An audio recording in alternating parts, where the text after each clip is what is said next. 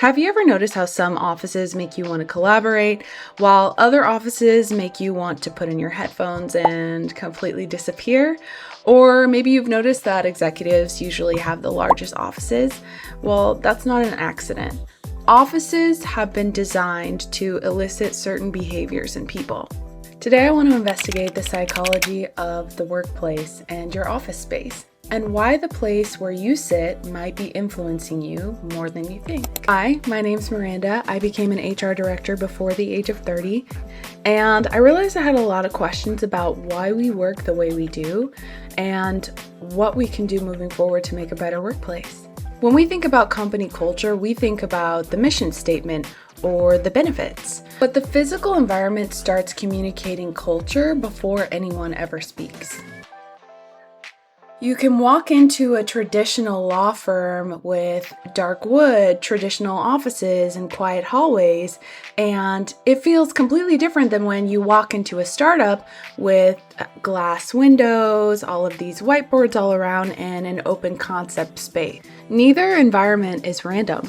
Each one is quietly telling employees, this is how we work here. Psychologists who study environmental psychology examine how our surroundings influence our thoughts, our emotions, and behavior, and how all of those things can impact how we relate and work with other people. Here's what your office says about power without even saying a word. I worked at a company that the old administrative offices were located upstairs. They had done a renovation later on, but the CEO's old office was up there, and he had the largest office, which is typical, but he also had a window cut in like the bottom side of his office that looked down on the warehouse. Now, I don't think that they were intentionally having this psychological master plan to make employees feel less than or completely surveillanced.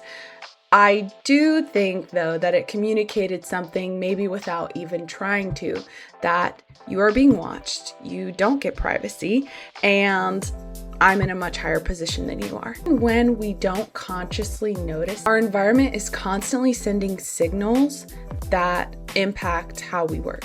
Okay, I want to talk about open offices. Think BuzzFeed circa 2010s. If you've ever worked in an open office space, you've probably heard the term, we want more collaboration. The goals sounded great: better communication, faster collaboration, less disruption.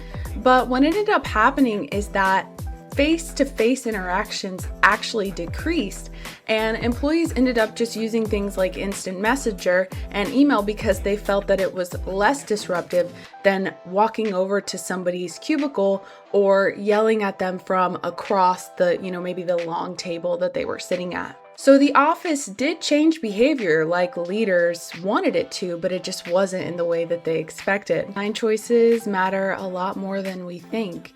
Think about where your coffee machine is. Think about if the desks face each other or away from each other. Do you get natural light in your office, or are you completely devoid of natural light in your office? Do managers sit with their teams, or are they sitting behind closed doors? Do managers have offices and employees don't? These choices seem important on their own, but together they influence how often people interact, how engaged they are, and even whether they feel psychologically safe at work. Think about those folks working in the warehouse. If you knew that there was a window up there, because it is visible from the was visible from the warehouse floor, that would make me feel incredibly uncomfortable and like I was being watched all the time. What I'm trying to say, sometimes changing behavior or the vibe of the workplace isn't about changing the people, but it's about changing the environment. So, can you design better workspaces built for humans? The interesting question isn't whether offices influence behavior.